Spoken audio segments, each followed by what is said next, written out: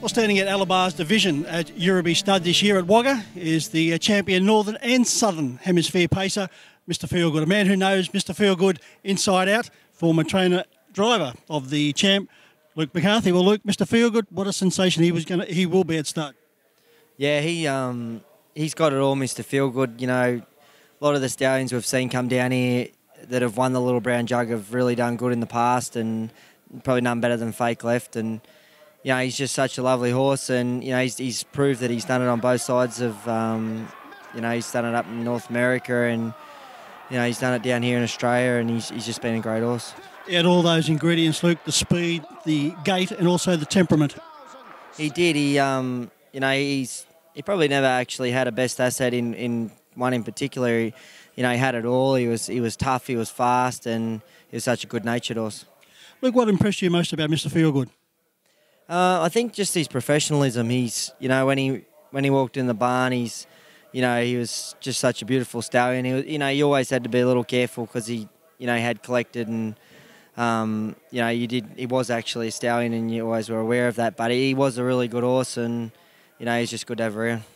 Well, the owners, Kevin and Kay Seymour, along with Peter O'Shea, with the McCarthy family, had a wonderful association with Mr Feelgood. What was his best races as far as you were concerned for the family?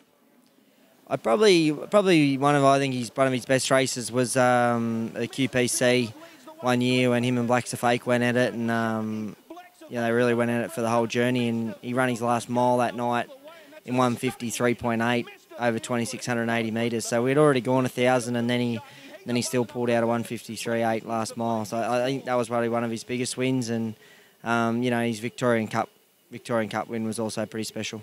You've had a wonderful career both in the States and, of course, in Australia. As far as Mr Feelgood is concerned, how do you rate him amongst the horses you've seen and driven in both of the hemispheres? Oh, I think he's probably have to say he's the best pacer I've driven. You know, I drove Be Good Johnny and Slip and Slide, and they were all great horses. But for a horse to win a Little Brown Jug and win in a Dominion and a Hunter Cup and Victorian Cups, you know, I think he'll go down as far as, you know, the best pacer I've driven in history. Look, it's important for horses to handle all types of track. Big ones such as the Menangle track, and then we get down to the smaller sizes. Mr Feelgood had no trouble at any time. He was such a versatile horse. Like, you know, even towards his last runs there, you've seen him at Gloucester Park. That last round of heats, he broke the track record at Gloucester Park on a half mile. You know, he won the Little Brown Jug on a half mile, but he also raced very good at Melton and Menangle. So, you know, I think he was good on every size track, and I'm sure that'll go into his progeny. Mr Feelgood's a half-sister to the great stallion Western Ideal. Any similarity between Mr Feelgood and the progeny of Western Ideal?